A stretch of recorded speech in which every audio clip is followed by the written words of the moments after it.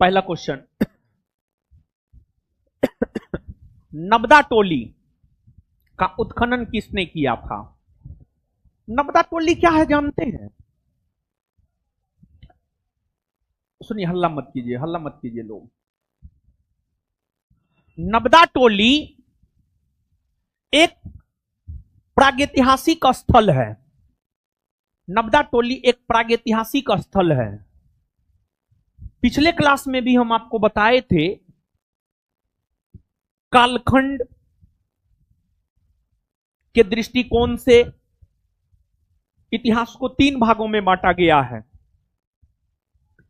प्रागैतिहासिक काल, आदैतिहासिक काल और ऐतिहासिक काल। प्रागैतिहासिक काल, प्रागैतिहासिक काल मतलब सीधा आप समझिए ना, मानव जीवन के उत्पत्ति से लेकर 5000 ईस्वी पूर्व के कालखंड को प्रागैतिहासिक काल कहा जाता है। मानव जीवन के उत्पत्ति से लेकर पृथ्वी पर मानव जीवन के उत्पत्ति से लेकर के 5000 ईस्वी पूर्व के कालखंड को प्रागैतिहासिक काल कहा जाता है। प्रागैतिहासिक काल के अंतर्गत मुख्य तौर पर पाषाण युग को पढ़ते हैं, स्टोन एज को पढ़ते हैं। तो नबदा टोली प्रागैतिहासिक स्थल है, प्रागैतिहासिक स्थल है। और नबदा टोली है मध्य प्रदेश में। नबदा टोली मध्य प्रदेश में है। और मध्य प्रदेश के नबदा टोली से मृदभांड मिले हैं। मृदभांड, मृदभांड मतलब मिट्टी का बर्तन मिला है। और नबदा टोली से जो है कुछ चित्र सब मिला है। चित्र, चित्र समझ रहे हैं ना? चित्र सब मिला है। और नबदा टोली से जो मृदभांड मिला है, नबदा टोली से जो चित्र सब मिला है, जब उसका आयु पता किया गया कार्बन डेटिंग पद्धति से, तो पता चला ये तो प्रागैतिहासिक कालीन स्थल है नबदा टोली। और नबदा टोली जो प्रागैतिहासिक कालीन स्थल है, उस नबदा टोली की खोज एचडी संकालिया ने किया है। एचडी संकालिया ने किया है। और एक बात जानिए, सिर्फ नबदा टोली ही नहीं बल्कि बहुत सारे प्रागैतिहासिक कालीन स्थल है। बुर्जहोम, गुपकराल, सराय नहर, दमदमा, महदहा, चिरांद, पिकलीकल, संगनकल्लू, ये सब प्रागैतिहासिक कालीन स्थल है। ये सब प्रागैतिहासिक कालीन स्थल है। और जानते हैं यूपीएससी ये सब प्रागैतिहासिक कालीन स्थल के बारे में पूछा है। जितना प्रागैतिहासिक कालीन स्थल का जिक्र हमने किया है, सब प्रागैतिहासिक कालीन स्थल के बारे में यूपीएससी पूछा है। और विशेष तौर पर आपके एग्जाम में जो है यही सब पूछा जाता, फलना प्रागैतिहासिक कालीन स्थल की खोज किसने की है, फलना प्रागैतिहासिक कालीन स्थल से क्या मिला है। तो कहीं से गर्ताबास मिला है, कहीं से हड्डी के उपकरण मिले हैं, कहीं से कृषि के प्रमाण मिले हैं, कहीं से मृदभांड के प्रमाण मिले हैं, कहीं से मानव के अस्थायी रूप में रहने का प्रमाण मिला है। तो अलग अलग प्रागैतिहासिक कालीन स्थल से जो है अलग अलग वस्तु का प्रमाण मिला है। ये सब पूछा जाता है। जैसे चिरांद प्रागैतिहासिक कालीन स्थल है, बिहार में है। वहां से क्या मिला है जानते हैं? हड्डी का उपकरण मिला है। हड्डी का उपकरण, हड्डी का औजार मिला है।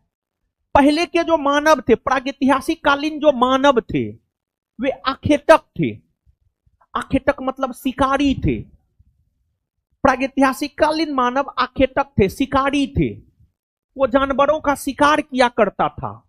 अब जानवर का शिकार कैसे करेगा, पशु पक्षी का शिकार कैसे करेगा? औजार और होगा तब न करेगा हो। तो प्रागैतिहासिक कालीन मानव के जो औजार होते थे वो पत्थर के बने होते थे, पत्थर के। और फिर प्रागैतिहासिक कालीन मानव के औजार जो है हड्डी के बने होते थे, जानवर के हड्डी के बने होते थे। तो हड्डी के उपकरण या हड्डी के औजार बिहार के चिरांद नामक प्रागैतिहासिक कालीन स्थल से मिला है। अब जानते हैं प्रागैतिहासिक काल को हम लोग 3 भाग में बांटकर पढ़ते हैं, पूरा पाषाण काल, मध्य पाषाण काल, नव पाषाण काल। प्रागैतिहासिक काल को भी हम लोग 3 भाग में बांटकर पढ़ते हैं, पूरा पाषाण काल, मध्य पाषाण काल, नव पाषाण काल। समझे? तो इसका आंसर हो जाएगा HD संकालिया।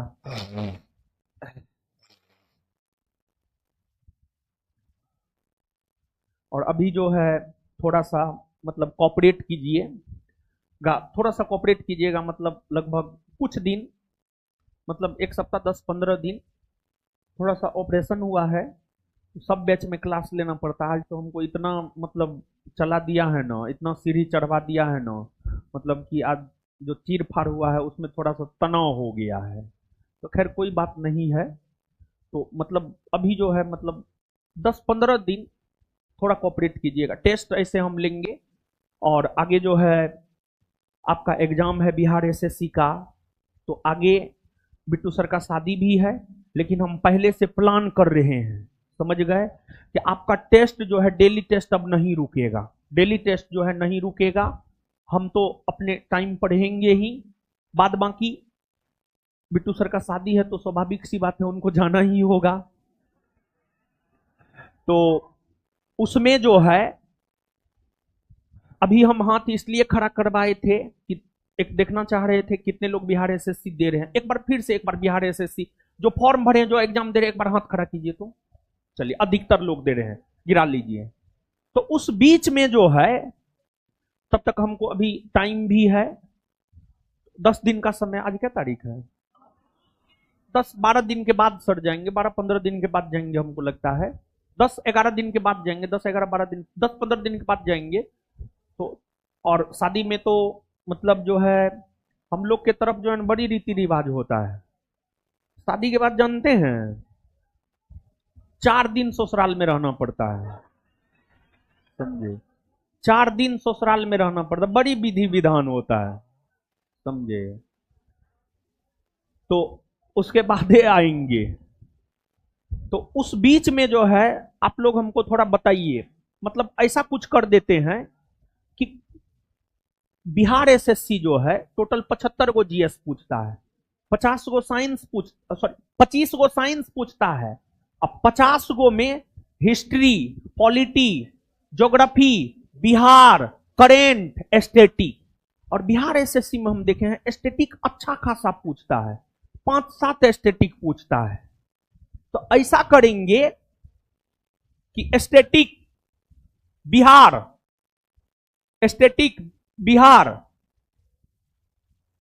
और साइंस का भी स्टैटिक बिहार और साइंस का भी स्टैटिक, मतलब बिट्टू सर के अनुपस्थिति में टेस्ट आपका समय से होगा। सिर्फ बिट्टू सर नहीं रहेंगे, उसके स्थान पर कोई दूसरे टीचर रहेंगे जो आपको स्टैटिक बिहार और साइंस का स्टैटिक उसका टेस्ट करवा देंगे। कोई आपत्ति नहीं न होगा, टेस्ट बंद नहीं होना चाहिए। क्या विचार है? तो बिट्टू सर के स्थान पर बिहार SSC एग्जाम को देखते हुए जो है बिहार SSC का 10 दिन जो है यानी 1 सप्ताह का छुट्टी वो मांगे हैं, बोले हैं 1 सप्ताह हमको छुट्टी चाहिए। तो 1 सप्ताह मतलब 7 दिन में 2 दिन ना, तो उस 3 दिन में या जितना दिन भी वो अब्सेंट रहेंगे उसमें जो है मतलब बिहार SSC एग्जाम के दृष्टिकोण से ही चीजों को करवा देंगे, ठीक ना। लेकिन हम भी नहीं रहेंगे, नहीं बिट्टू, दूसरे टीचर रहेंगे तो पढ़ लीजिएगा ना। हाँ ठीक है, अच्छे टीचर रहेंगे, ठीक है। आइए अब अगला क्वेश्चन पे।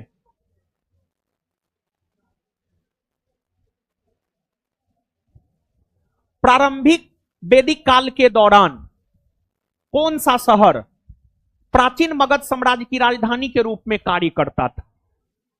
प्रारंभिक वैदिक काल के दौरान मतलब एकदम मगध, सीधी सी बात है। जानते हैं इस क्वेश्चन की अगर हम बात करें तो यह क्वेश्चन सीधा सा कह रहा है कि मगध साम्राज्य की सबसे प्राचीनतम राजधानी कहां है। तो मगध साम्राज्य की सबसे प्राचीनतम राजधानी रही है राजगृह। कहां रही है? राजगृह। मगध साम्राज्य की सबसे प्राचीनतम राजधानी रही है राजगृह। और थोड़ा सा बताते हैं, यहां पर ध्यान से सुनिएगा और यहां से प्रश्न आता है, समझ गए? थोड़ा समझिएगा। मगध साम्राज्य की सबसे प्राचीनतम राजधानी रही है राजगिरी।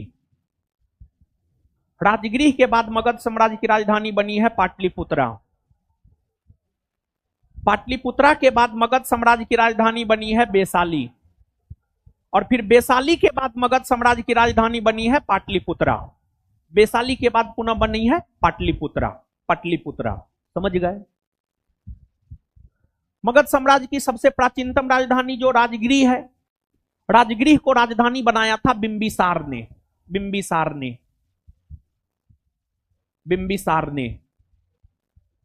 आगे चल करके राजगिरी के जगह पाटलिपुत्रा को मगध साम्राज्य की राजधानी बनाया उदाइन ने। उदाइन ने। और फिर पाटलिपुत्रा से वैशाली बनाया शिशुनाग ने। शिशुनाग ने। और वैशाली से पुनः पाटलिपुत्रा बनाया कालाशोक ने। कालाशोक ने। कालाशोक ने। ये सब प्राचीन भारत के शासक है। बिंबिसार हर्यक वंश का शासक है, उदाइन हर्यक वंश का शासक है, शिशुनाग वंश का शासन है, कालाशोक शिशुनाग वंश का शासक है। और जब कालाशोक ने पाटलिपुत्रा को मगध साम्राज्य की राजधानी बनाया, जब शिशुनाग ने जब कालाशोक ने पाटलिपुत्रा को मगध साम्राज्य की राजधानी बनाया, जब कालाशोक ने पाटलिपुत्रा को मगध साम्राज्य की राजधानी बनाया, तो फिर इसके बाद लंबे समय तक मगध साम्राज्य की राजधानी पाटलिपुत्रा बनी रही। फिर कई शताब्दियों तक, मतलब कई सौ वर्षों तक, कई शताब्दियों तक मतलब कई सौ वर्षों तक, कई सौ वर्षों तक मगध साम्राज्य की राजधानी जो है पाटलिपुत्रा बनी रही। समझ गए, क्लियर है। और एक बात जानिए, बिहार में होने वाले एग्जाम का ये बड़ी फेवरेट क्वेश्चन है, मगध साम्राज्य की राजधानी का क्रम और कहां से किसने स्थानांतरित किया था। और इस क्वेश्चन का भावार्थ यह है कि राजगिरी, मगध साम्राज्य की सबसे प्राचीनतम राजधानी कहाँ है? राजगिरी। और जो राजगिरी शहर है इसको बिंबिसार बसाया था। कौन बसाया था? बिंबिसार। और जो राजगिरी है ना, जो राजगिरी शहर है, जो राजगिरी शहर है वो 5 पहाड़ियों से घिरा हुआ है। बिहार दरोगा के अंतर्गत जो है एगो एग्जाम हुआ था 2015 में। 2015 में एगो बिहार दरोगा का एग्जाम हुआ था, बिहार एसएससी लिया था। उसमें ही क्वेश्चन पूछा गया था राजगिरी कितने पहाड़ियों से घिरा हुआ है? 5 पहाड़ी से घिरा हुआ है।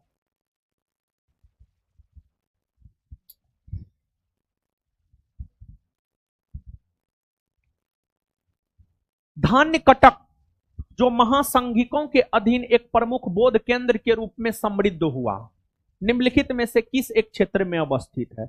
मतलब धान्य कटक एक बौद्ध केंद्र था, बौद्ध धर्मावलंबी के लोगों का एक केंद्र था धान्य कटक। ये कहां है? आंध्र में है, मतलब आंध्र प्रदेश में है, गंधार में है, कलिंग में है, मगध में है। ये जो धान्य कटक है ना, ये आंध्र प्रदेश में है, आंध्र प्रदेश में है। और यह कृष्णा नदी के तट पर है, यह कृष्णा नदी के तट पर आंध्र प्रदेश में है।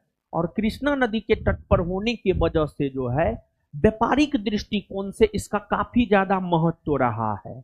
और यह जो धान्य कटक नामक शहर है, यह आंध्र सातवाहन वंश के शासकों का कुछ दिनों तक राजधानी रहा है। आंध्र सातवाहन वंश प्राचीन भारतीय इतिहास में आप पढ़ते हैं, जो आंध्र सातवाहन वंश का शासन कई शताब्दियों तक रहा है, जिसकी राजधानी मुख्य तौर पर प्रतिष्ठान हुआ करती थी, उस आंध्र सातवाहन वंश का राजधानी कुछ समय तक धान्य कटक नामक क्षेत्र भी रहा है। समझ गए? तो आंध्र में है ये।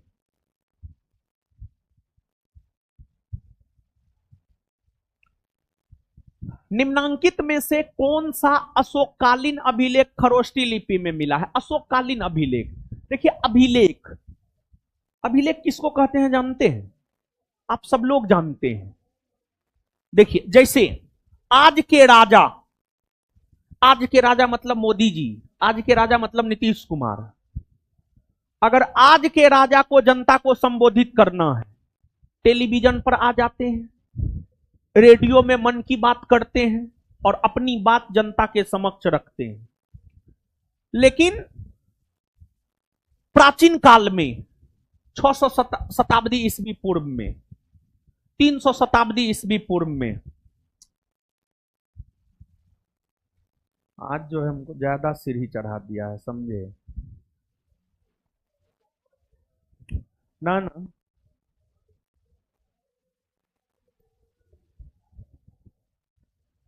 सुनिए,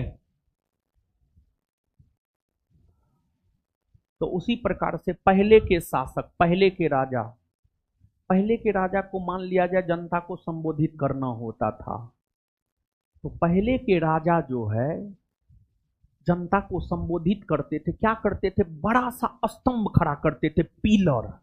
जैसे ई क्या है, पिलर है, ये जो आप देख रहे हैं पिलर है, तो बड़ा सा पिलर खड़ा करते थे और उस पिलर पर जो है अपना आदेश लिखते थे।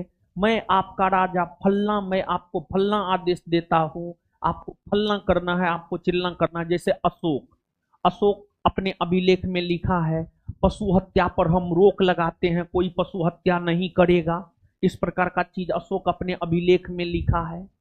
तो मतलब प्राचीन काल में जो शासक होते थे, जो राजा होते थे, पिलर बना करके उस पर जो लेख लिखते थे, जो गुफा होता था, जो बड़ा पत्थर का टुकड़ा होता था, जो बड़ा पत्थर का टुकड़ा होता था उसको शिला कहा जाता था, उस पर जो लेख लिखता था उसी को अभिलेख कहा जाता था।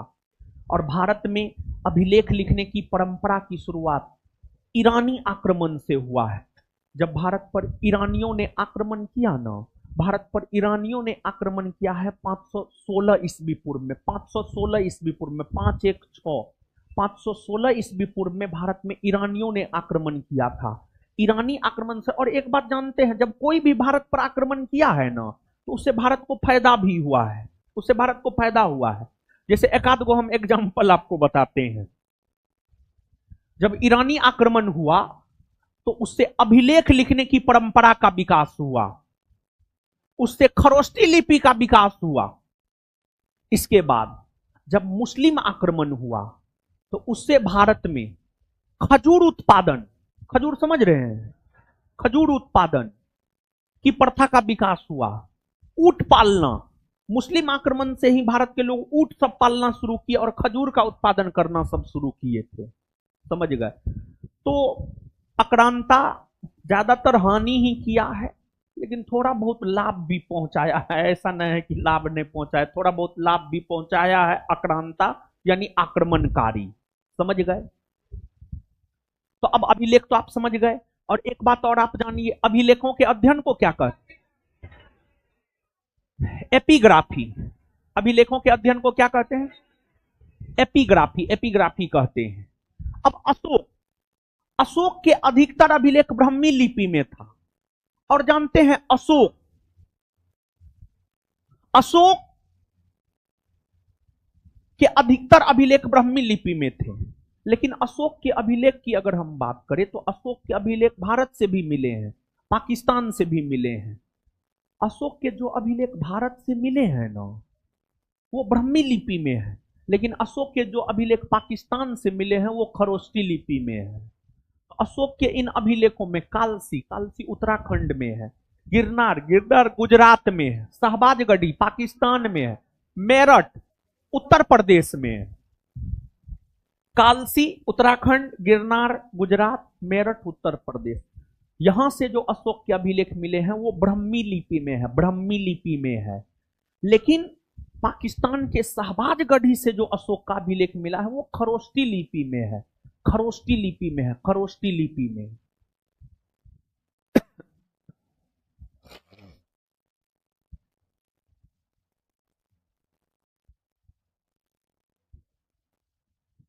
कश्मीर में कनिष्क के शासनकाल में जो बौद्ध संगीति आयोजित हुई थी उसकी अध्यक्षता निम्नलिखित में से किसने की थी, बताइए।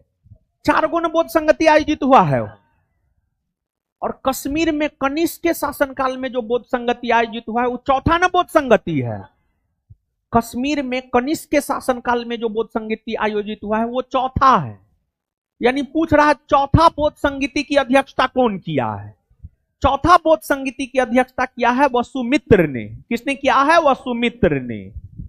और चौथा बौद्ध संगति की अध्यक्षता वसुमित्र ने किया है, और इसके उपाध्यक्ष हुआ करते थे अश्वघोष, जो पाटलिपुत्रा के थे, जो पटना के थे। कनिष्क जब पाटलिपुत्रा पर आक्रमण किया और जब वापस लौटने लगा तो वो अश्वघोष को भी लेकर अपने दरबार में चला गया था, समझ गए।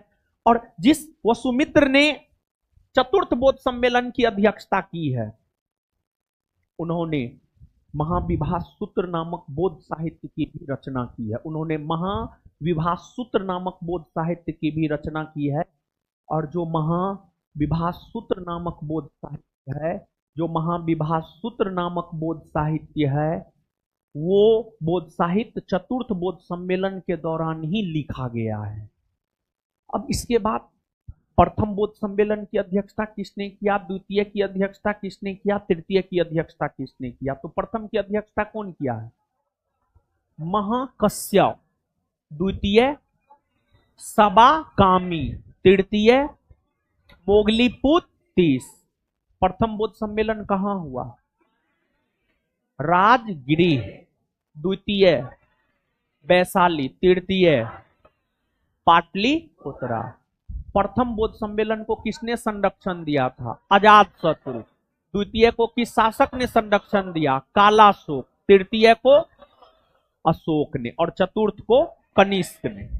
और चतुर्थ बौद्ध सम्मेलन के दौरान ही बौद्ध धर्म दो भाग, हीनयान और महायान में बट गया था। और हीनयान और महायान में बहुत अंतर है, लेकिन एक बेसिक अंतर है। महायान, म से महायान, म से मूर्ति पूजक। महायान मूर्ति पूजक था और हीनयान मूर्ति पूजक नहीं था। महायान मूर्ति पूजक था, हीनयान मूर्ति पूजक नहीं था। यानी महायान संप्रदाय को जो मानता था वो महात्मा बुद्ध का मूर्ति बनाकर उसकी पूजा करता था, और जो हीनयानी था वो मूर्ति पूजक नहीं था, वो महात्मा बुद्ध को महापुरुष मानता था। और महायानी जो है महात्मा बुद्ध को ईश्वर मानता था, और ईश्वर मानते हुए जो है उसकी प्रतिमा बनाकर उसकी पूजा किया करता था। महायानी, मां से महायानी, मां से मूर्ति पूजक। ठीक है।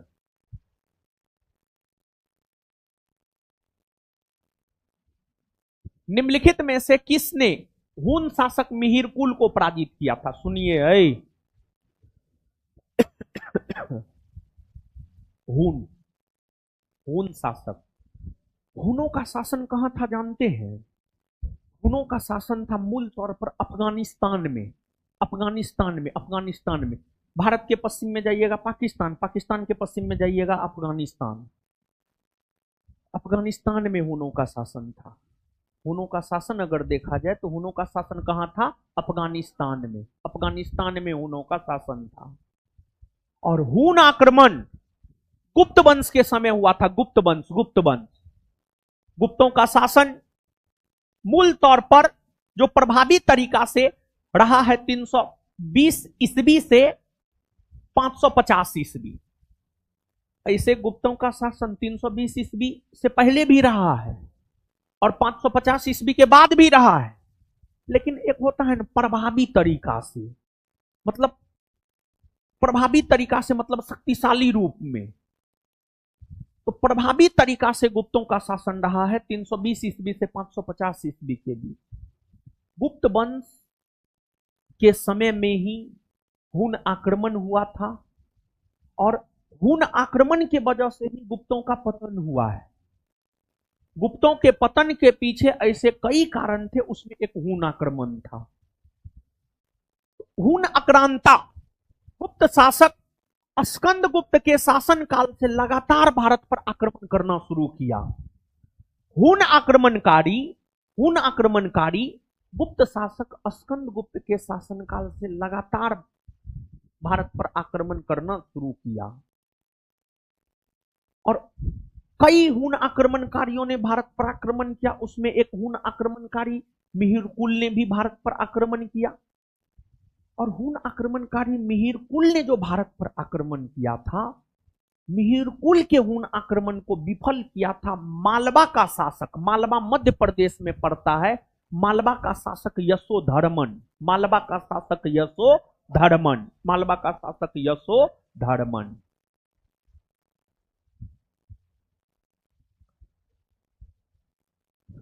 गुर्जर प्रतिहार एक राजवंश था, एक राजपूत राजवंश था गुर्जर प्रतिहार। मध्य भारत में गुर्जर प्रतिहारों का शासन रहा है। राजस्थान में, मध्य प्रदेश में, उत्तर प्रदेश में, यहां पर गुर्जर प्रतिहारों का शासन रहा है। राजपूत राजवंश था गुर्जर प्रतिहार। गुर्जर प्रतिहार शासकों में किसकी उपाधि आदिवरा थी? यानी किस गुर्जर प्रतिहार वंश के शासक ने आदि वराह की उपाधि धारण की थी? आदि वराह की उपाधि धारण किया था मिहिर भोज। मिहिर भोज, मिहिर भोज।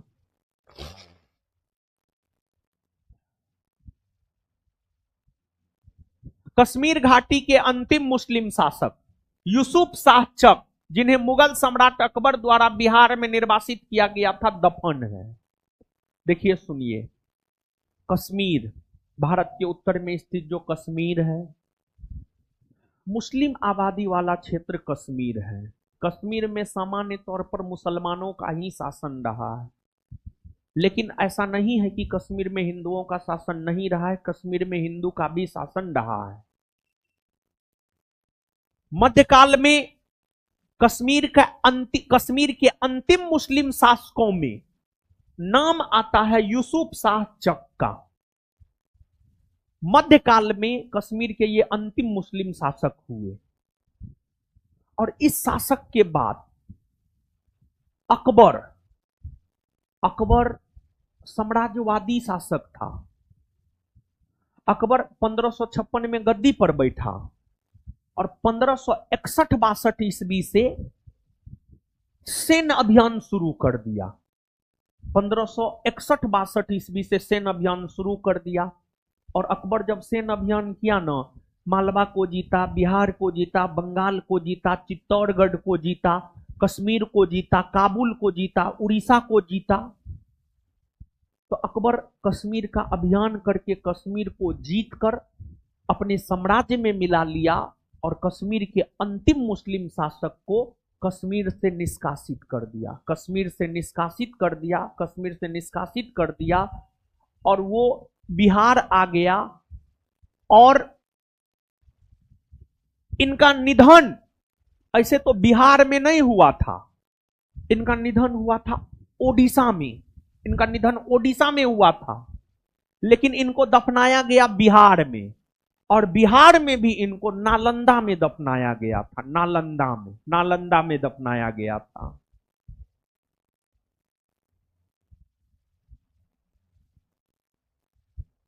कश्मीर का अकबर नाम से प्रसिद्ध सुल्तान। देखिए अकबर तो ऐसे बादशाह भी हुए, लेकिन अकबर जानते हैं एक उपाधि भी है। अकबर जो है एक उपाधि भी है।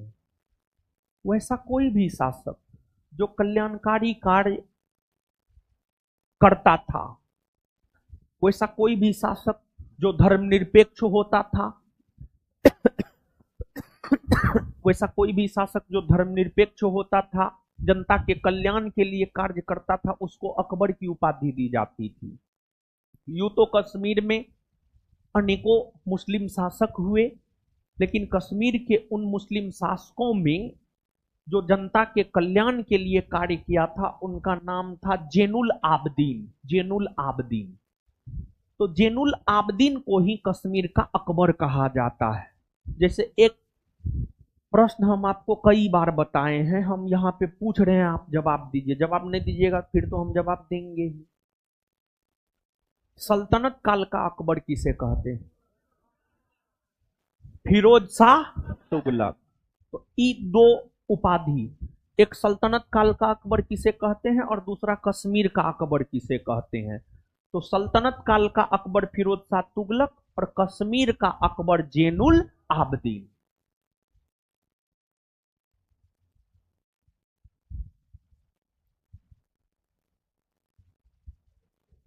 निम्नलिखित अंग्रेजों में किसे जहांगीर ने खान उपाधि से सम्मानित किया था?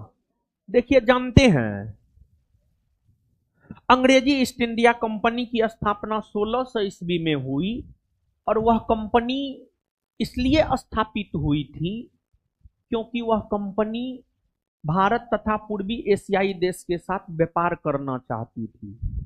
कंपनी की स्थापना तो 1600 ईस्वी में हो गई, लेकिन कंपनी की जब स्थापना हुई थी तो उस समय भारत में मुगल वंश का शासन था, मुगलों का शासन था। कंपनी की स्थापना तो हो गई, लेकिन कंपनी को भारत में व्यापार करना था, और व्यापार करने के लिए मुगलों से व्यापारी छूट प्राप्त करना था। तो अंग्रेजी ईस्ट इंडिया कंपनी जो भारत में व्यापार करना चाहती थी, वो मुगलों से मुगल छूट लेना चाहती थी, और मुगलों से मुगल छूट लेने के लिए ही मुगल बादशाह जहांगीर के दरबार में कैप्टन हॉकिंस नामक अंग्रेज 1609 ईस्वी में उपस्थित हुआ था।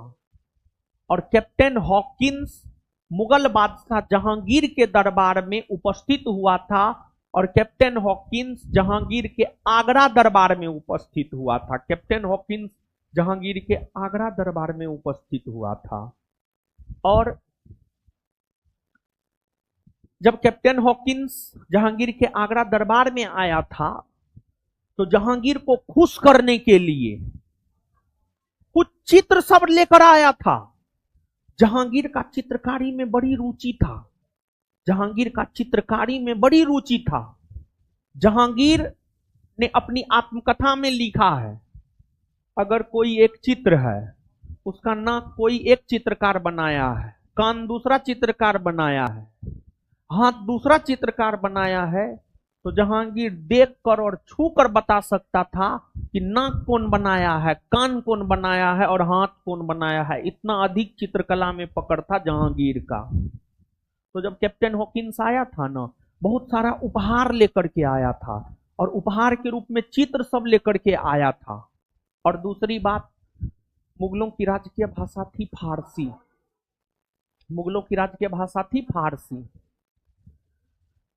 फारसी भाषा सीख कर आया था कैप्टन हॉकिंस, और कैप्टन हॉकिंस फारसी भाषा में जहांगीर से बात किया। और कैप्टन हॉकिंस जहांगीर को रिझा भी लिया, और जहांगीर लगभग तैयार भी हो गया था व्यापारिक छूट देने के लिए। लेकिन पुर्तगाली जो है ना, पुर्तगाली कंपनी के लोग जहांगीर को थोड़ा भयभीत कर दिया, तो फिर व्यापारिक छूट नहीं दिया। लेकिन जहांगीर कैप्टन हॉकिंस से इतना खुश हुआ कि जहांगीर ने कैप्टन हॉकिंस को अपना मनसबदार बना लिया, मतलब अपना सरकारी नौकर बना लिया। और साथ ही साथ कैप्टन हॉकिंस को खान की उपाधि मुगल बादशाह जहांगीर ने दिया। और एक बात और जानिए, मुगल दरबार में उपस्थित होने वाला प्रथम अंग्रेज कैप्टन हॉकिंस ही है। ऐसे भारत आने वाला प्रथम अंग्रेज है रॉल्फ फिंच, और स्थल मार्ग से भारत आने वाला प्रथम अंग्रेज है जॉन मिल्डन हॉल। लेकिन मुगल दरबार में उपस्थित होने वाला प्रथम अंग्रेज अगर देखा जाए तो कैप्टन हॉकिंस है। कैप्टन हॉकिंस है, समझ गए। और कैप्टन हॉकिंस कौन जहाज से आया था? हेक्टर। हेक्टर नामक जहाज से आया था। और भारत आने वाला जो प्रथम अंग्रेज जहाज है हेक्टर है, और हेक्टर जहाज का ही कप्तान था कैप्टन हॉकिंस। इसी वजह से इसको नाम दिया गया कैप्टन हॉकिंस।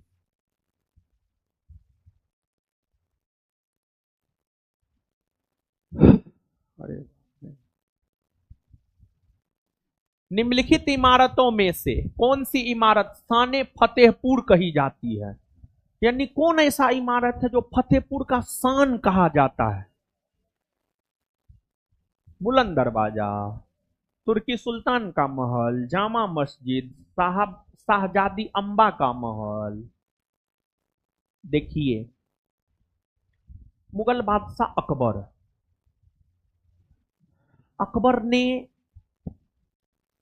अकबर ने फतेहपुर सिकरी को बसाया, और अकबर ने अपनी राजधानी भी फतेहपुर सिकरी को बनाया। और अकबर ने स्थापत्य कला के क्षेत्र में फतेहपुर सिकरी में कई सारे भवनों का निर्माण करवाया, जिसमें अकबर ने फतेहपुर सिकरी में जामा मस्जिद भी बनवाया। अकबर ने फतेहपुर सिकरी में बुलंद दरवाजा भी बनवाया, और भी कई सारे मरियम महल और भी कई सारे महलों का निर्माण अकबर ने फतेहपुर सिकरी में करवाया। लेकिन शान फतेहपुरी फतेहपुर में स्थित जामा मस्जिद को कहा जाता है। और फतेहपुर में स्थित जो जामा मस्जिद है, उस मस्जिद को शुक्रवारी मस्जिद भी कहा जाता है। उस मस्जिद को शुक्रवारी मस्जिद भी कहा जाता है, समझ गए। आंसर हो जाएगा जामा मस्जिद। मुगल बादशाह बहादुर शाह जफर के बारे में कहा जाता है कि उसके साम्राज्य की सीमा, जानते हैं कि जो मुगल बादशाह बहादुर शाह जफर है ये अंतिम मुगल बादशाह है, अंतिम मुगल बादशाह है। वही प्रथम मुगल बादशाह बाबर और अंतिम मुगल बादशाह बहादुर शाह जफर। इसके शासनकाल में मुगलों का शासन दिल्ली तक सीमित रह गया था, दिल्ली तक सीमित रह गया था। अकबर के समय जिस मुगलों का शासन लगभग पूरा भारतवर्ष में मान लीजिए, दक्षिण भारत के कुछ एरिया को छोड़कर, अकबर के समय जिस मुगलों का शासन दक्षिण भारत के कुछ एरिया को छोड़कर पूरे भारतवर्ष में था, उस मुगल वंश का शासन अंतिम मुगल बादशाह बहादुर शाह जफर के आते आते सिर्फ दिल्ली तक रह गया। दिल्ली में भी कुछ खास एरिया तक ही रह गया। अगर वास्तविक तौर पर कहिएगा ना, बहादुर शाह जफर का शासन जो है ना सिर्फ लाल किला भर रह गया था, सिर्फ लाल किला भर रह गया था बहादुर शाह जफर का शासन। सिर्फ लाल किले में उसका राज चलता था, लाल किले के लोग उसके फरमान को मानता था, उसके अलावा कोई नहीं उसके फरमान को मानता था, समझ गए। लेकिन ऑप्शन में तो सिर्फ लाल किला है नहीं, ऑप्शन में अगर सिर्फ लाल किला होता ना तो सिर्फ लाल किले आंसर हो जाता, लेकिन ऑप्शन के अकॉर्डिंग जाते हैं। बिहार बनारस कहां, एक चीज को दिमाग में जाने, सिर्फ दिल्ली तक रह गया था, सिर्फ दिल्ली तक रह गया। अब ऑप्शन पकड़िए, ए होगा चांदनी चौक से पालम,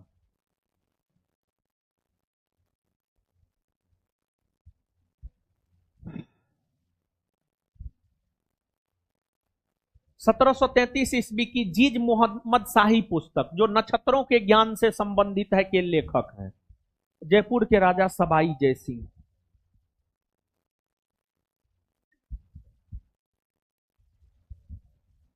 जनजातीय लोगों के संबंध में आदिवासी शब्द का प्रयोग कौन किया था? यानी जनजातियों को आदिवासी कौन कहा था? जनजाति को आदिवासी कहा था ठक्कर बप्पा, ठक्कर बप्पा।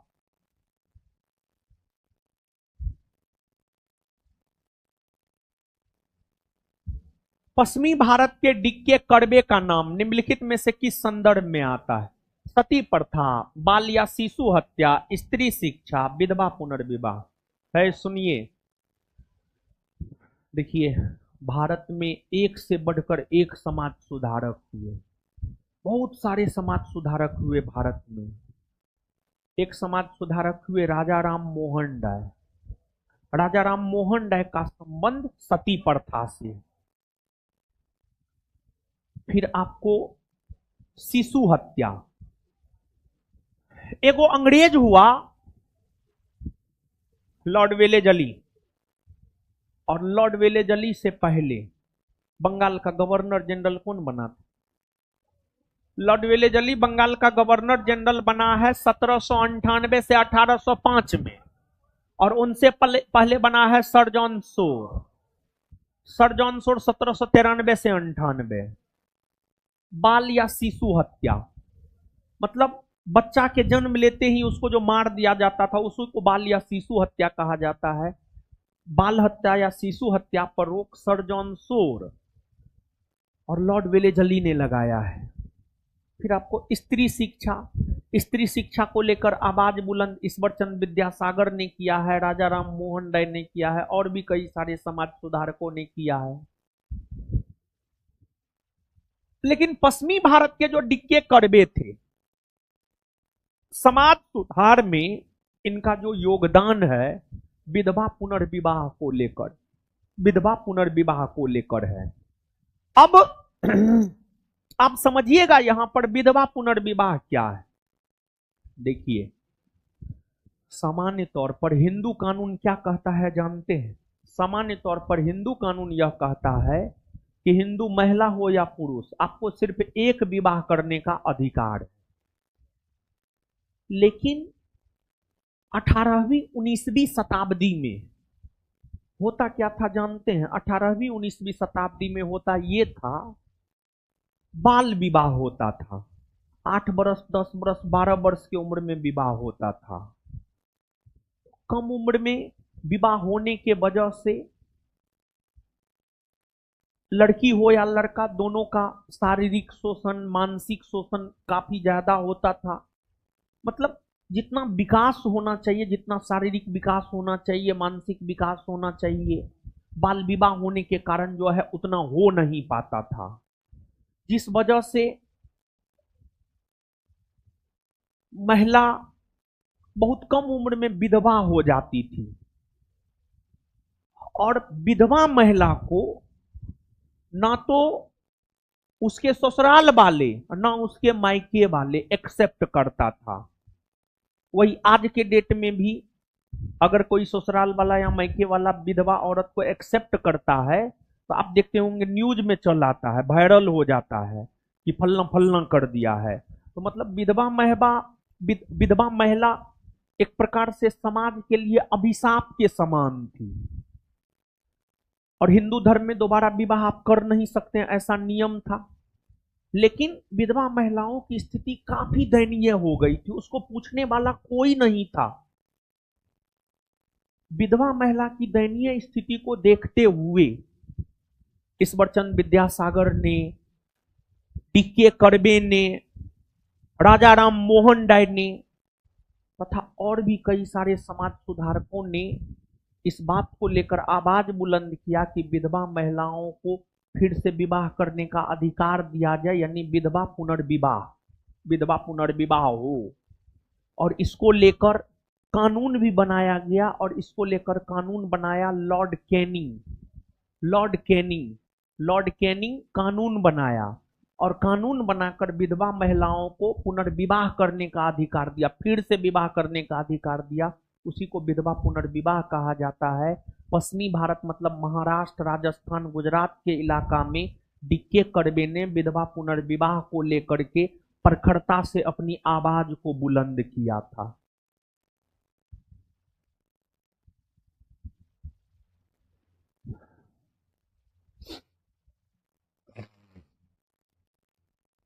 निम्न में से कौन सा एक राष्ट्रवादी समाचार पत्र नहीं था? राष्ट्रवादी समाचार पत्र किसको कहा जाता है जानते हैं? वैसा समाचार पत्र जो सीधे तौर पर एकदम सिंपल भाषा में कहे तो वैसा समाचार पत्र जो 19वीं 20वीं सदी में अंग्रेजों के प्रति उकसाता था कि नहीं, अंग्रेज फिरंगी है, विदेशी है, इसको बाहर करना है। वही राष्ट्रवादी समाचार पत्र हुआ। The Hindu, Bengali, the Mahratta, the Times of India, ये तीनों एबीसी तीनों राष्ट्रवादी समाचार पत्र था, टाइम्स ऑफ इंडिया नहीं।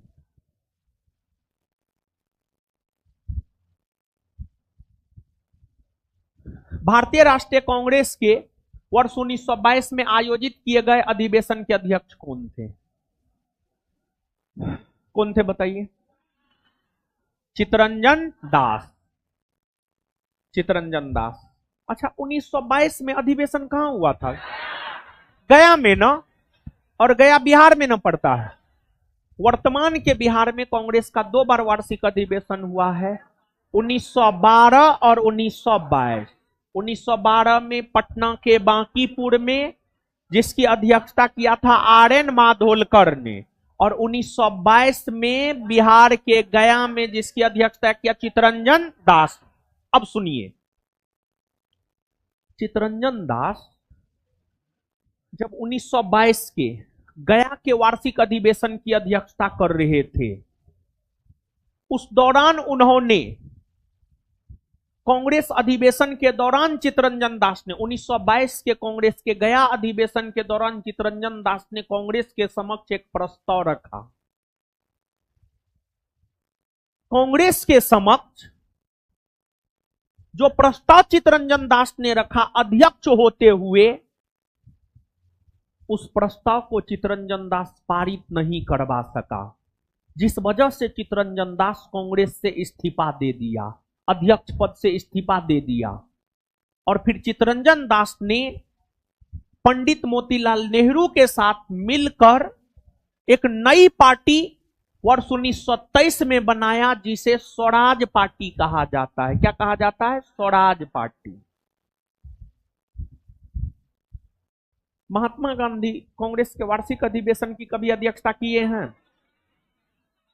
एक बार, वर्ष 1924। मौलाना अबुल कलाम आजाद किए हैं। आजादी से पहले सबसे ज्यादा समय तक तो यही ना रहे हैं, 1940 से 46 तक नहीं रहे हैं।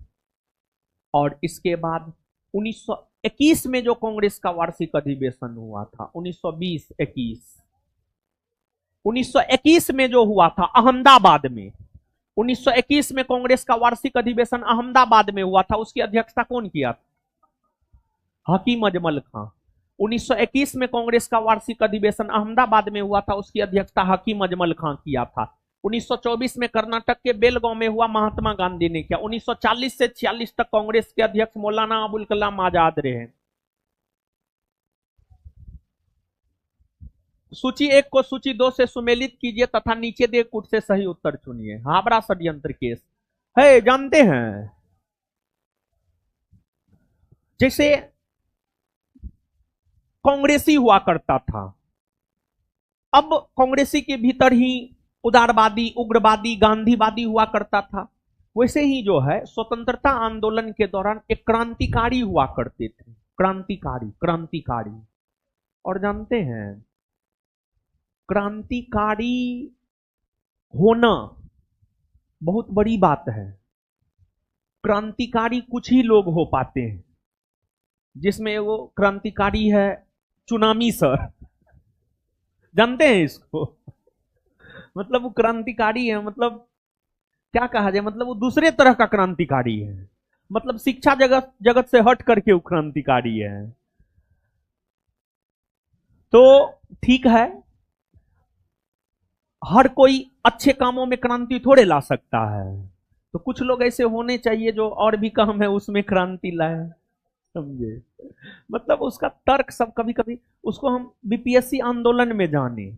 बीपीएससी आंदोलन में पहले हम जानबो नहीं करते थे उतना, लेकिन उसके बाद जब बीपीएससी आंदोलन में जाने तो बीच में रेस्ट में थे, तो एक आध गो उसका वीडियो देखे। मतलब एकदम फालतू तर्क, कुछ भी समझे, कुछ भी बिना तर्क का तर्क। अरे आप तर्क दे रहे हैं तो उसके पीछे कुछ ना कुछ तो प्रामाणिकता होनी चाहिए ना, तो कुछ भी प्रामाणिकता नहीं। तो वैसा क्रांतिकारी भी नहीं होना चाहिए, समझ गए। और बहुत कम लोग ही क्रांतिकारी हो पाते हैं, समझे। तो आजादी के दौरान क्रांतिकारी भगत सिंह, राजगुरु, सुखदेव, चंद्रशेखर आजाद, दुर्गा देवी, भगवती चरण बोहरा, अशफाक उल्ला खां, राम प्रसाद बिस्मिल, रोशन सिंह, मास्टर अमीर चंद, बाल मुकुंद, अवध बिहारी, ये सब क्रांतिकारी थे। ये सब क्रांतिकारी थे। क्रांतिकारी को जानते, किसी से कोई लेना देना नहीं था, उसको सिर्फ आजादी चाहिए। हर सूरत में उसको आजादी चाहिए, हर सूरत में उसको आजादी चाहिए। चाहे खून हो, खून करेंगे लेकिन आजादी चाहिए, समझे। भगवती चरण बोहरा की पत्नी थी दुर्गा देवी, और दुर्गा देवी जो है, जब भगत सिंह भागता था ना, मतलब भगत सिंह जब किसी कांड को अंजाम देकर भागता था, तो उसमें दुर्गा देवी बड़ी मदद किया करती थी। दुर्गा देवी जो है काल्पनिक पत्नी बन जाती थी भगत सिंह की, समझ गए। भगत सिंह का ऐसे तो विवाह हुआ नहीं है, तो दुर्गा देवी सब वो सब क्रांतिकारी महिला थी, समझ गए। तो मतलब मदद करती थी भगत सिंह को एक जगह से दूसरे जगह भगाने में, समझ गए।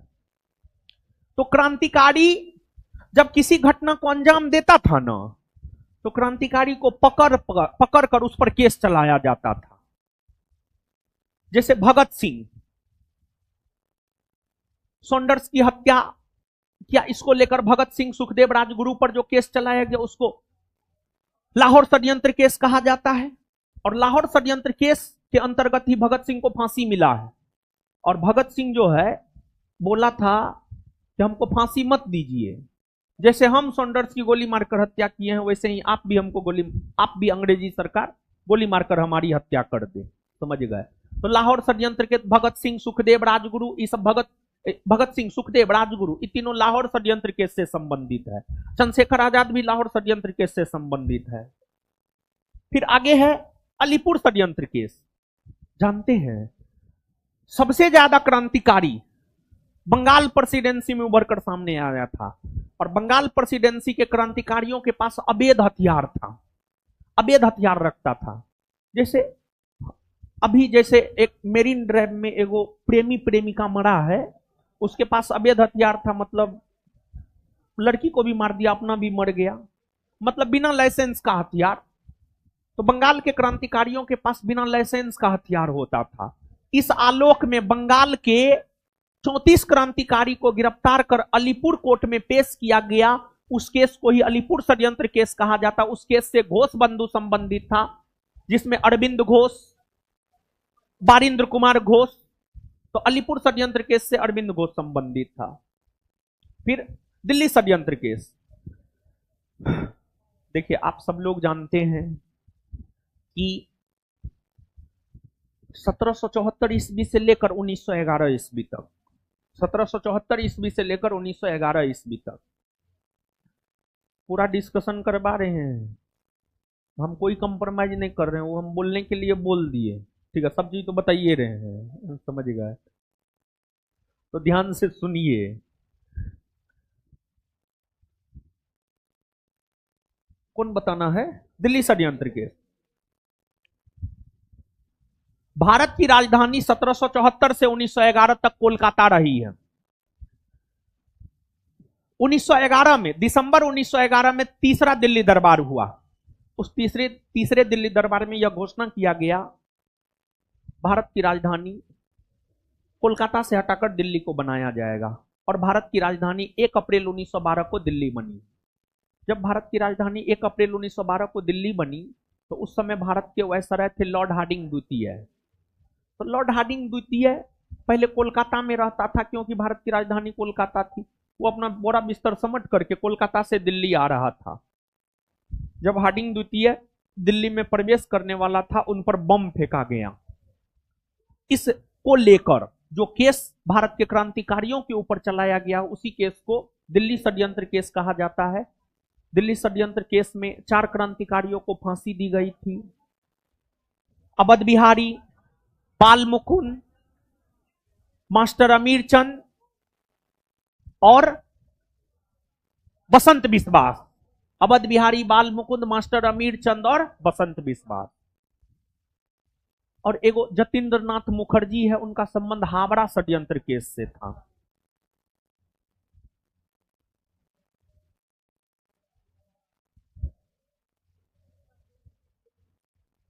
क्या होगा उत्तर?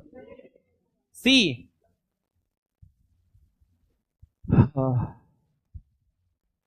निम्नलिखित में से किस अधिनियम द्वारा 120 सदस्यों वाले चैम्बर ऑफ प्रिंसेज की व्यवस्था की गई? 120 सदस्यों वाला चैम्बर ऑफ प्रिंसेज की व्यवस्था 1919 के अधिनियम के तहत की गई। अस्पृश्य यानी छुआछूत, अस्पृश्य समुदाय के लोगों को लक्षित कर प्रथम मासिक पत्रिका बिटाल विध्वंसक किसके द्वारा प्रकाशित की गई थी? यह पत्रिका जो है गोपाल बाबा वलंकर के द्वारा प्रकाशित की गई थी। गोपाल बाबा वलंकर।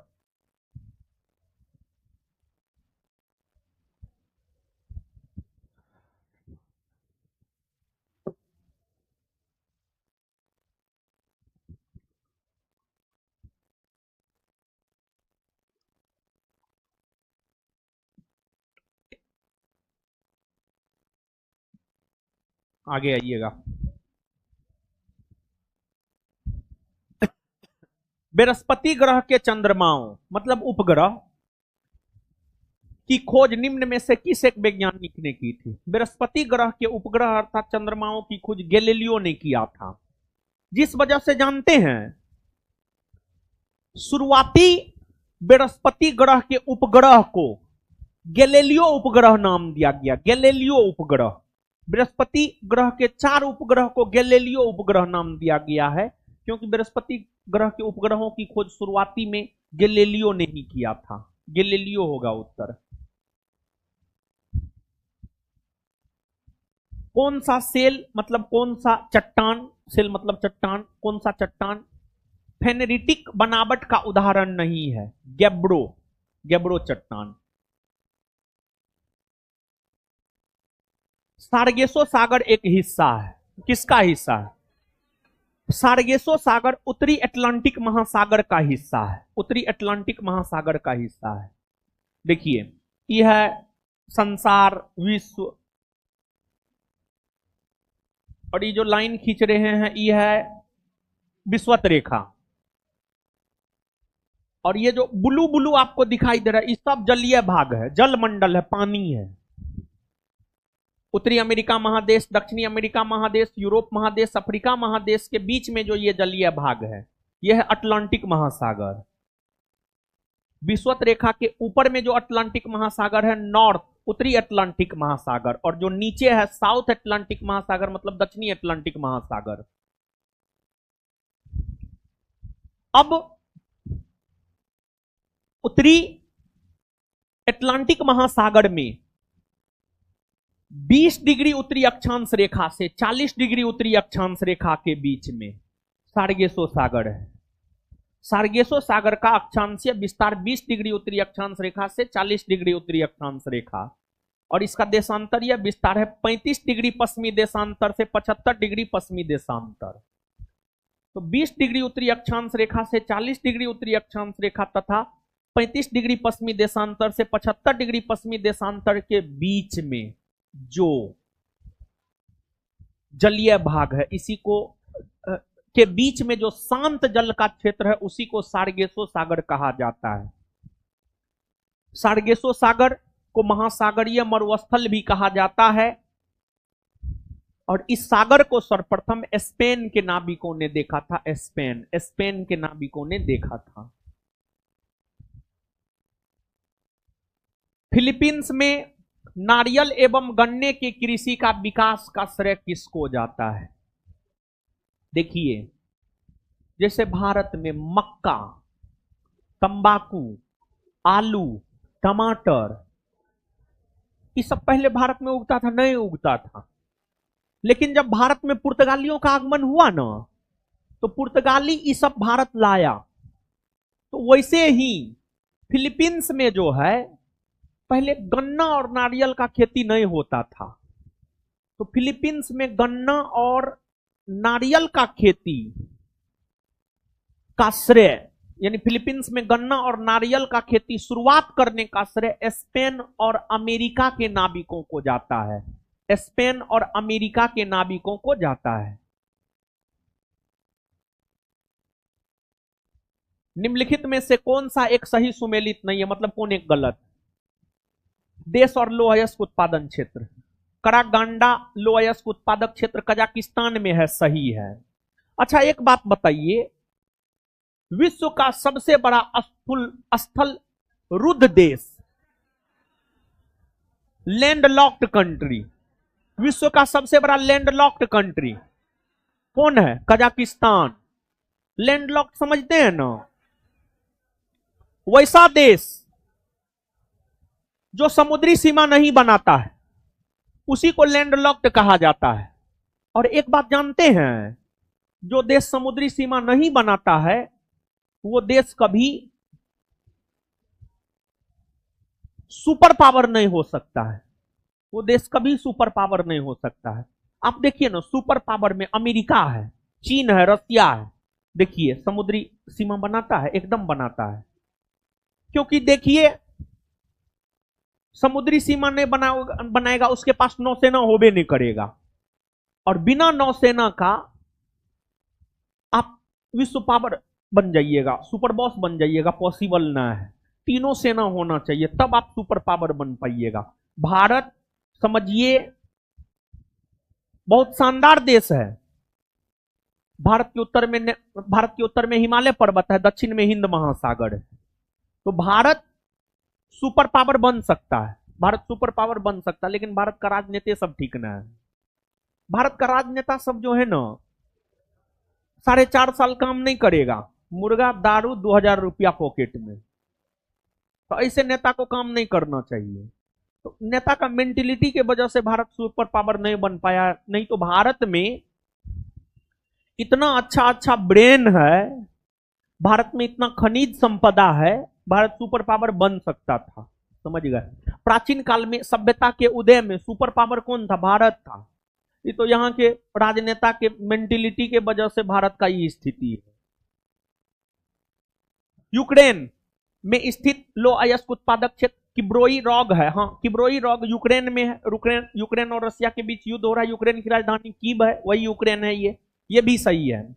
नॉर्मेंडी लोह अयस्क उत्पादक क्षेत्र जर्मनी में है? नहीं, नॉर्मेंडी लोह अयस्क उत्पादक क्षेत्र फ्रांस में है। फ्रांस में है।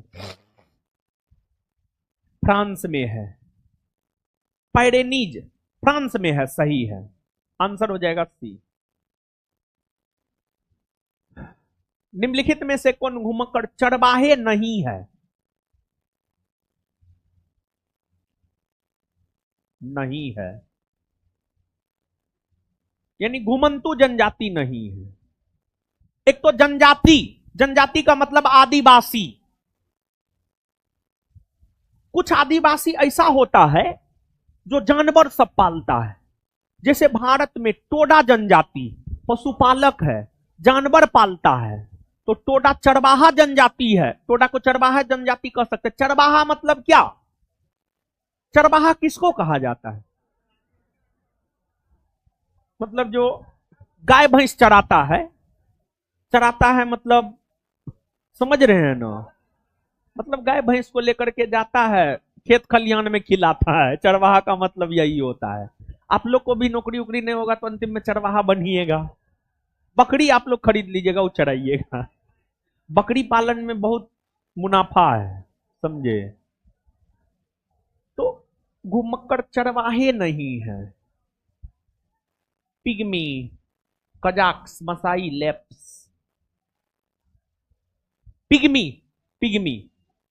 पिग्मी जनजाति कांगो बेसिन में पाई जाती है, और यह जनजाति आखेटक है, मतलब शिकारी है। यह जनजाति आखेटक है, मतलब शिकारी है। ये चरवाहे नहीं है, पिग्मी।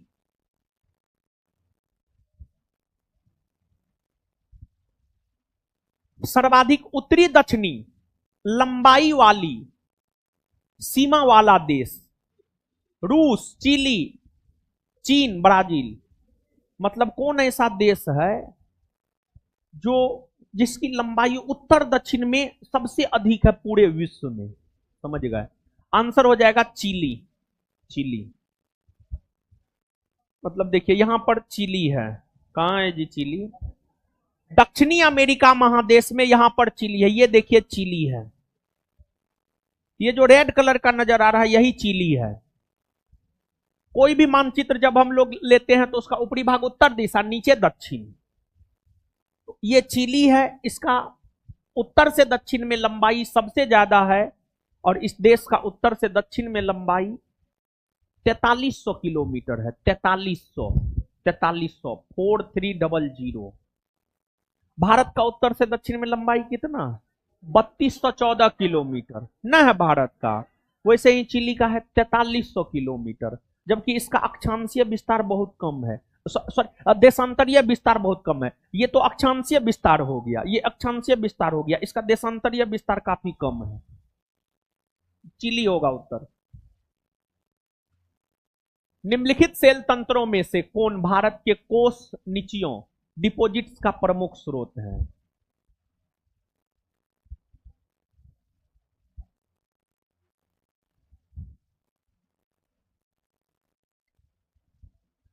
धारबार, गोंडवाना, कुडप्पा, बिंद।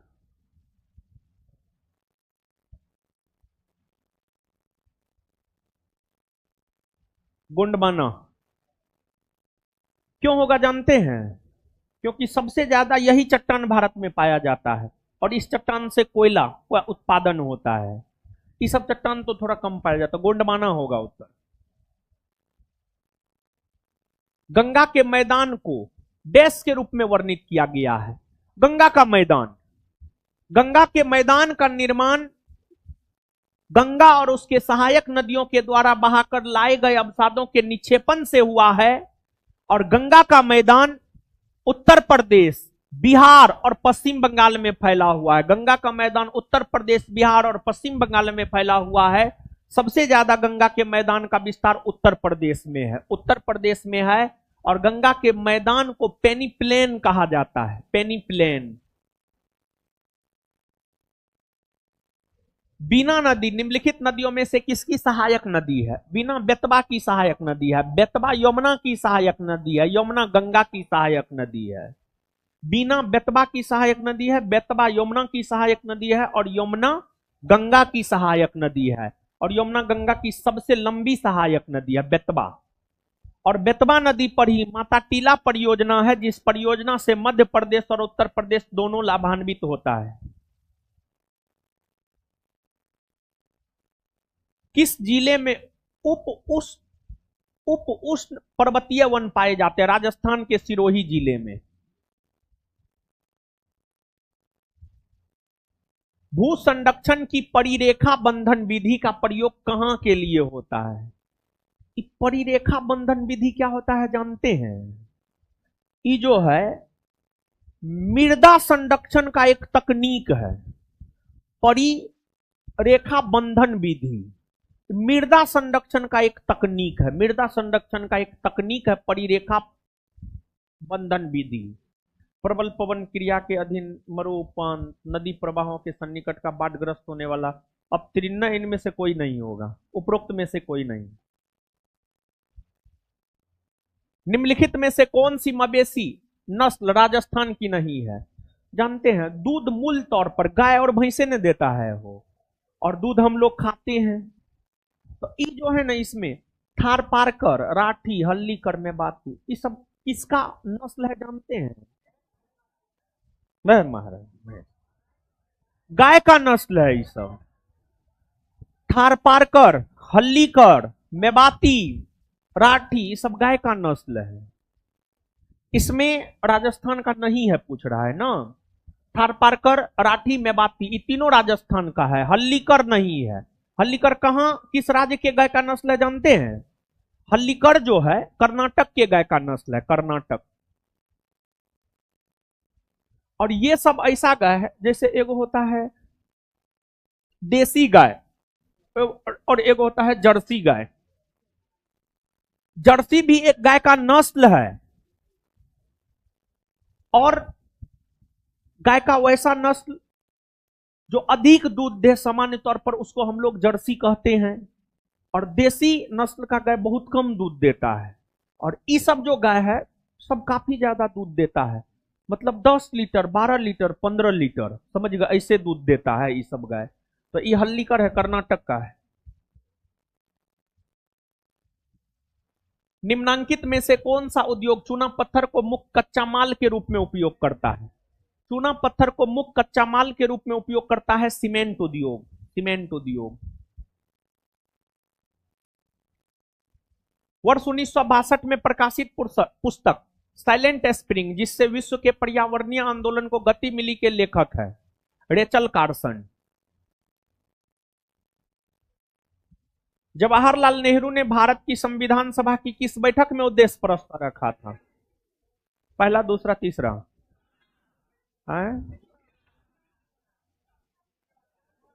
पहला, दूसरा? सामान्य तौर पर माना जाता है 9 दिसंबर 1946 को पहली बैठक, दूसरी बैठक 11 दिसंबर 1946 को, और तीसरी बैठक 13 दिसंबर 1946 को।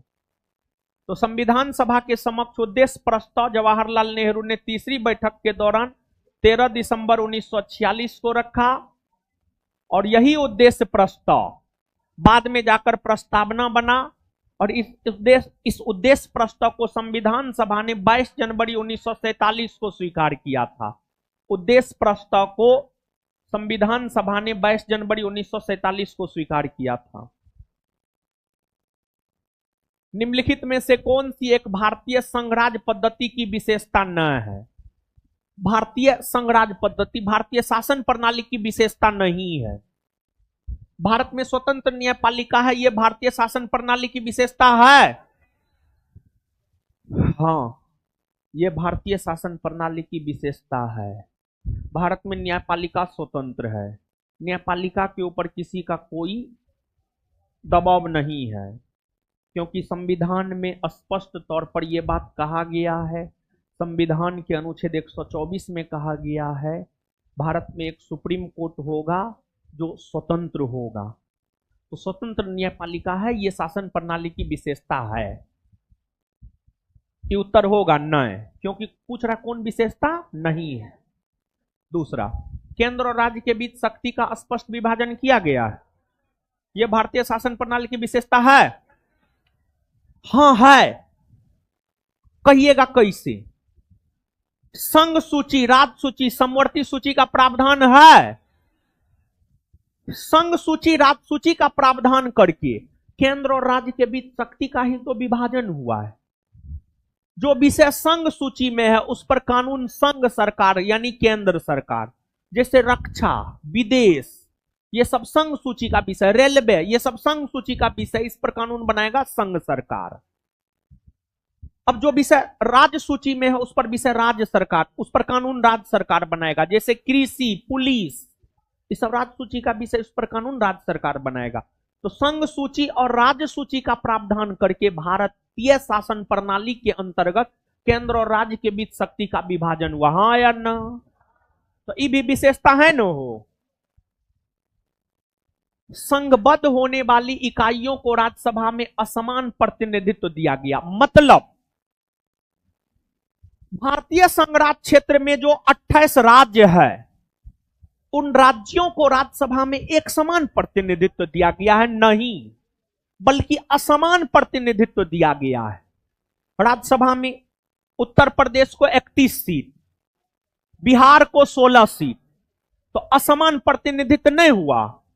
हुआ या नहीं हुआ? तो ये भी विशेषता है न हो। और राज्यसभा, लोकसभा, विधानसभा या विधान परिषद में राज्यों को जो सीट दिया जाता है वो उस राज्य की जनसंख्या के अनुपात में। तो ये भी विशेषता है, असमान प्रतिनिधित्व दिया गया है। देखिए ना, उत्तर प्रदेश 31, बिहार 16। अगर समान प्रतिनिधित्व होता तो 31 को उत्तर प्रदेश को है तो बिहारों को 31 को होता। तो समान तो है नहीं, असमान। ये भी विशेषता है। तो जब एबीसी विशेषता है तो कौन नहीं है? डी। यह संघबद्ध होने वाली इकाइयों के बीच एक सहमति का परिणाम है ना? नहीं। मतलब भारत में जो 28 राज्य है, 28 राज्य अपनी सहमति से भारत में शामिल हो ना, ऐसा कोई बात नहीं है, गलत है ये। छत्तीसगढ़ का राज्य क्षेत्र निम्नलिखित अधिनियमों में से किसका परिणाम है? मतलब छत्तीसगढ़ का राज्य क्षेत्र किस अधिनियम का परिणाम है? किसका परिणाम है? देखिए, एक बात बताइए, मध्य प्रदेश का विभाजन हुआ तब ना छत्तीसगढ़ बना। तो मध्य प्रदेश का विभाजन करने को लेकर वर्ष 2000 ईस्वी में मध्य प्रदेश पुनर्गठन अधिनियम 2000 लाया गया।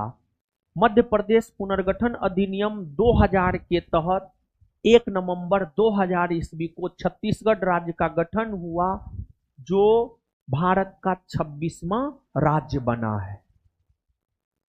तो इसका उत्तर क्या हो जाएगा? मध्य प्रदेश पुनर्गठन अधिनियम। जैसे यहीं पर एक क्वेश्चन हम देते हैं, झारखंड का राज्य क्षेत्र निम्नलिखित अधिनियमों में से किसका परिणाम? बिहार राज्य पुनर्गठन अधिनियम।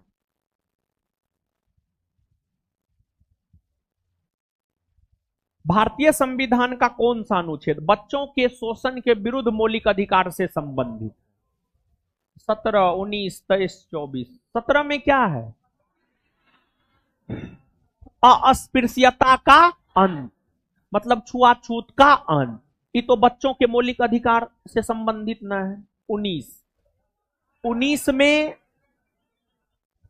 6 प्रकार के व्यक्तिगत स्वतंत्रता की बात की गई है, जैसे विचार एवं अभिव्यक्ति, कहीं भी बिना हथियार का एकत्रित होकर सभा करने का अधिकार, संगम, संघ या पार्टी बनाने का अधिकार, भारतवर्ष में कहीं भी घूमने का अधिकार, भारतवर्ष में कहीं भी जमीन खरीदकर बसने का अधिकार, अपना जीवन यापन करने हेतु कोई भी व्यवसाय करने का अधिकार।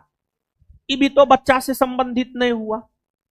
23, मानवों के दुर्व्यापार और बलात्सरम पर रोक। जैसे वेश्यावृत्ति की प्रथा को आगे बढ़ाने के लिए लड़की का व्यापार होता है तो उस पर रोक 23 के तहत। बेगारी प्रथा मतलब बिना मजदूरी दिए काम करवा लेना, बेगारी प्रथा पर रोक, ये सब 23। और अनुच्छेद 24 यह कहता है कि 14 वर्ष से कम उम्र के बच्चों खान, कारखाना या किसी भी अन्य काम में शामिल नहीं किया जाएगा। अनुच्छेद 24 ही बच्चों को संरक्षण प्रदान करता है, बच्चों को शोषण से बचाता है। तो आंसर क्या होगा? 24।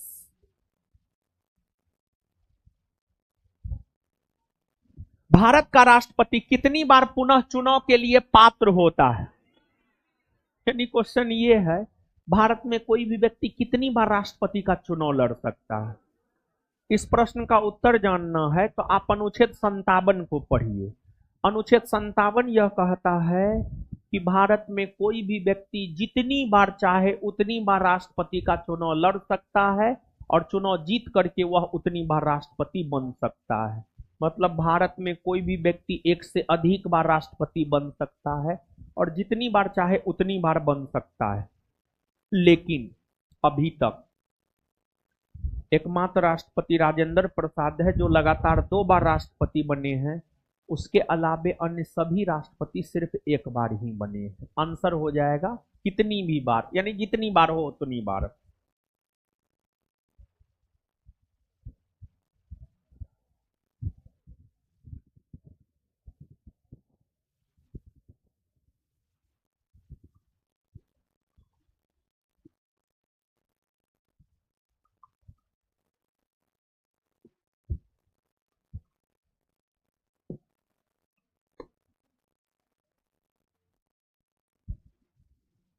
आगे आइएगा। निम्न में से कौन से राष्ट्रपति सर्वोच्च न्यायालय में उपस्थित हुए जब सर्वोच्च न्यायालय राष्ट्रपति के निर्वाचन विवाद की सुनवाई कर रहा था? जाकिर हुसैन, बीबी गिरी, फखरुद्दीन अली अहमद, नीलम संजीव रेड्डी। सुनिए, जानते हैं आज तक के इतिहास में जितने भी राष्ट्रपति के चुनाव हुए हैं उन सभी राष्ट्रपति के चुनाव में सबसे ऐतिहासिक राष्ट्रपति का चुनाव, चौथी बार जब राष्ट्रपति का चुनाव हो रहा था। पहली बार राष्ट्रपति का चुनाव 1952 में, दूसरी बार 1957 में, तीसरी बार 1962 में, चौथी बार 1967 में और पांचवी बार 1969 में। चौथी नहीं, पांचवी बार 1969 में। आज तक भारत में जितनी बार राष्ट्रपति का चुनाव हुआ है उसमें सबसे ऐतिहासिक और रोमांचक चुनाव पांचवी बार हुआ है 1969 में। इसमें राष्ट्रपति 1969 में जो राष्ट्रपति का चुनाव हो रहा था उसमें राष्ट्रपति पद के एक उम्मीदवार थे बीबी गिरी और दूसरे उम्मीदवार थे नीलम संजीव रेड्डी। बीबी गिरी निर्दलीय उम्मीदवार थे और नीलम संजीव रेड्डी कांग्रेस के उम्मीदवार थे। नीलम संजीव रेड्डी कांग्रेस के उम्मीदवार थे। अब उस समय कांग्रेस की सरकार थी, प्रधानमंत्री इंदिरा गांधी थी, लेकिन प्रधानमंत्री इंदिरा गांधी कांग्रेस के उम्मीदवार नीलम संजीव रेड्डी को सपोर्ट नहीं की, बल्कि प्रधानमंत्री इंदिरा गांधी बीबी गिरी को सपोर्ट की। इसी वजह से 1969 के राष्ट्रपति के चुनाव में बीबी गिरी की जीत हुई।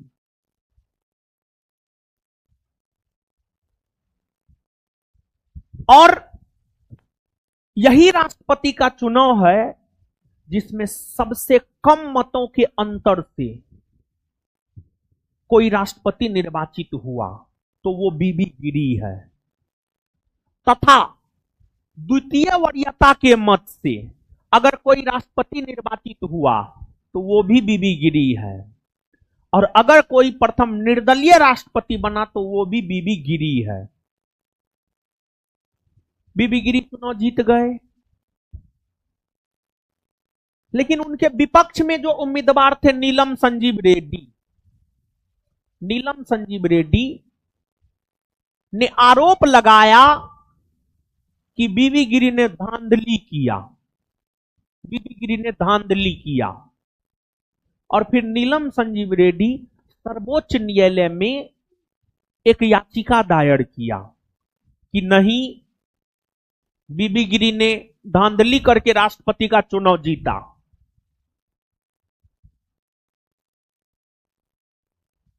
और फिर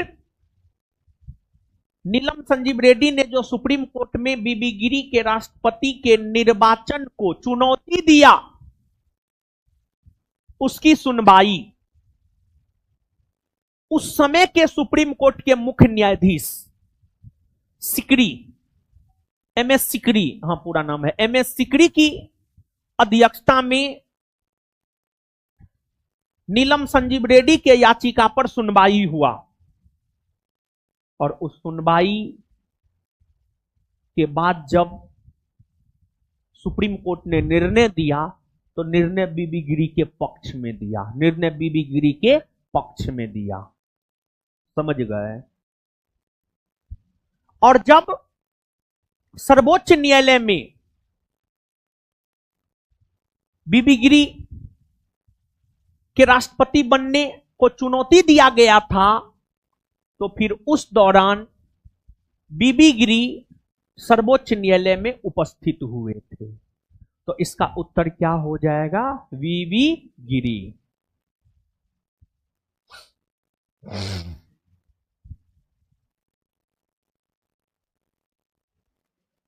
निम्नलिखित संविधान संशोधनों में से कौन सा एक बताता है कि मंत्रिमंडल में कुल मंत्रियों की संख्या प्रधानमंत्री को सम्मिलित करते हुए लोकसभा के सदस्यों की कुल संख्या के 15% से अधिक नहीं होगा? यानी अरे मंत्री सब होता है न, हो प्रधानमंत्री, गृह मंत्री, रक्षा मंत्री, वित्त मंत्री, विदेश मंत्री होता है न। तो मंत्रियों की संख्या सीमित की संविधान संशोधन के तहत किया गया। मतलब ये पूछा जा रहा, मतलब ये कहा जा रहा है कि संविधान संशोधन के तहत यह प्रावधान किया गया कि केंद्रीय मंत्रिपरिषद में प्रधानमंत्री सहित मंत्रियों की संख्या लोकसभा के कुल सीट के 15% से अधिक नहीं होगा। और लोकसभा में कुल सीट है 543, 543 का 15% निकालिएगा तो 81-82 आएगा। तो केंद्रीय मंत्रिपरिषद में मंत्री 81-82 से ज्यादा ना हो, यह प्रावधान की संविधान संशोधन में किया गया। यह प्रावधान 91वां संविधान संशोधन 2003 में किया गया है।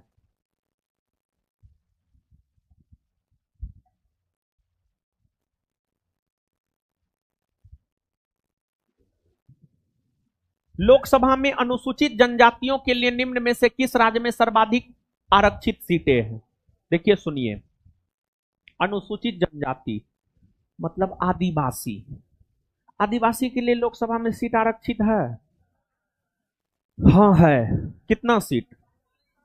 47। अनुसूचित जनजाति के लिए लोकसभा में 47 सीट आरक्षित है। कितना सीट? 47। कितना सीट? 47। 47 सीट आरक्षित है। समझ गए?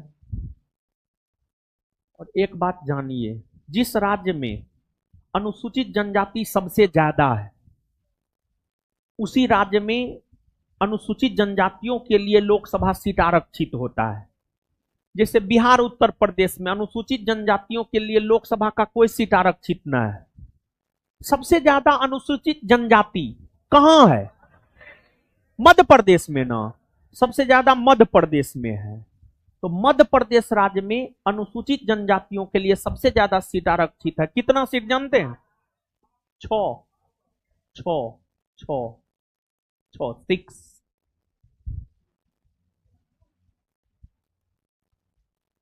विधानसभा में है महाराज, वो विधानसभा में है। ठीक है, लोकसभा विधानसभा में अंतर न होता है जी।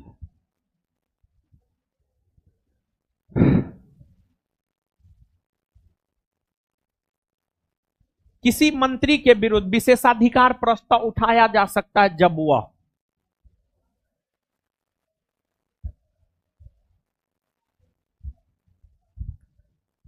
किसी मामले के तथ्यों को रोकता है या तथ्यों का बिगड़ा हुआ वर्णन देता है तब। राज्य की मंत्री परिषद सामूहिक रूप से किसके प्रति उत्तरदायी होता है? राज्य का मंत्री परिषद सामूहिक तौर पर, भारतीय संविधान के अनुच्छेद 164 के क्लाउज 2 को पढ़िए।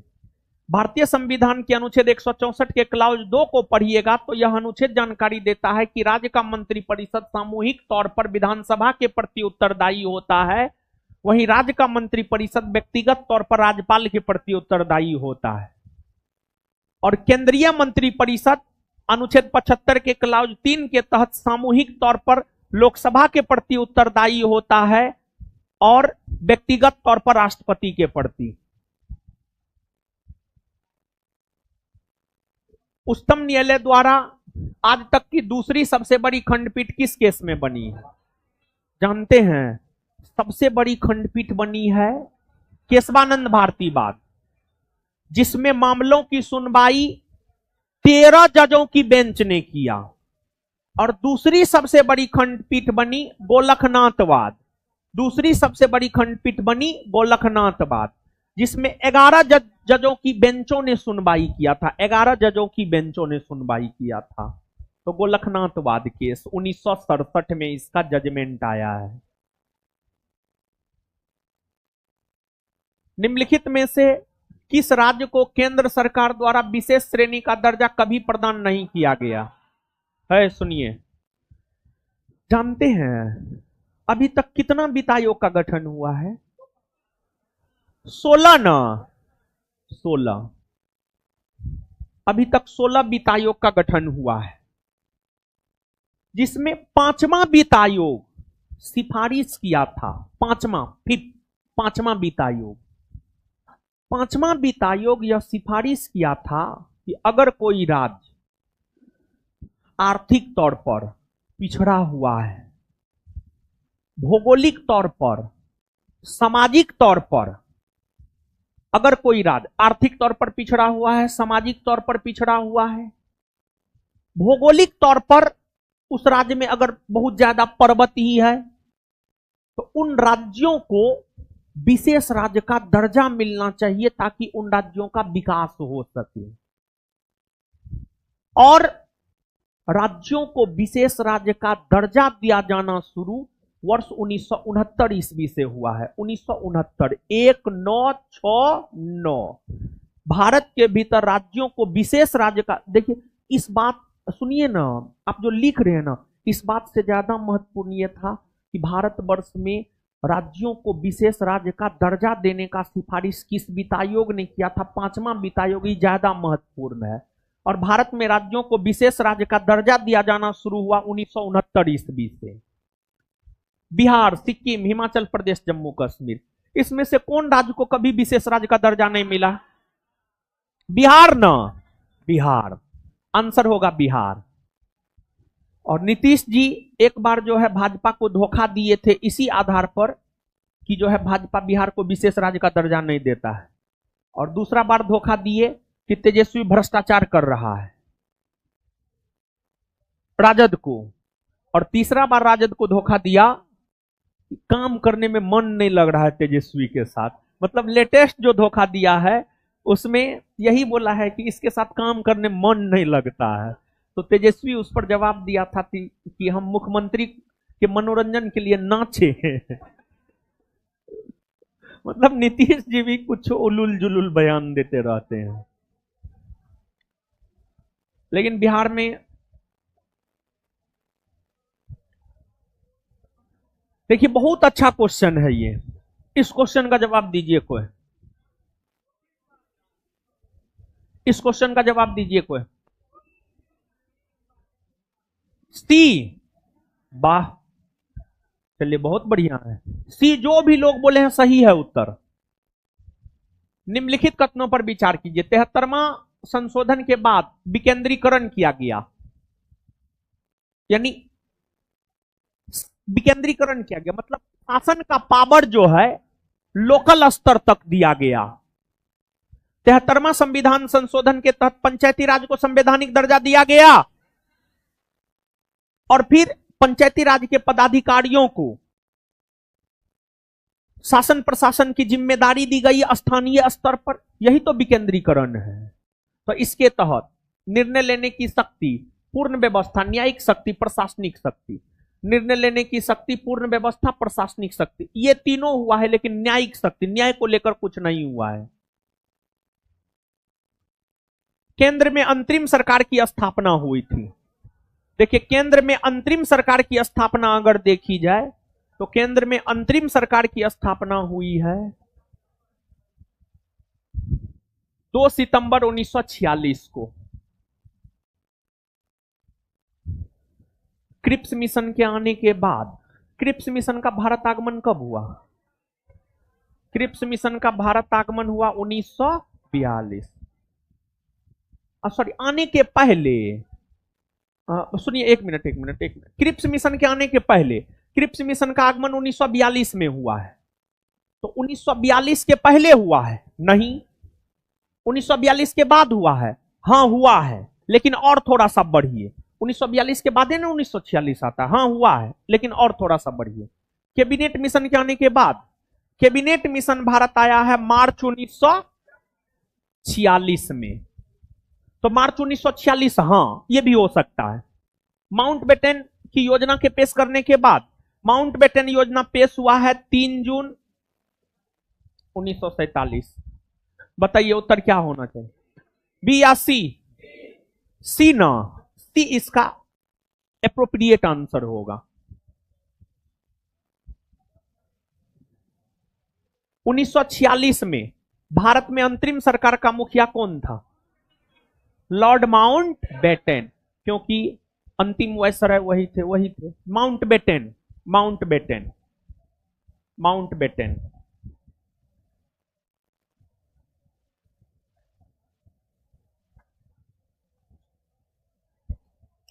चलिए ठीक है, इससे आगे मिलते हैं अगले क्लास। धन्यवाद सभी लोगों को।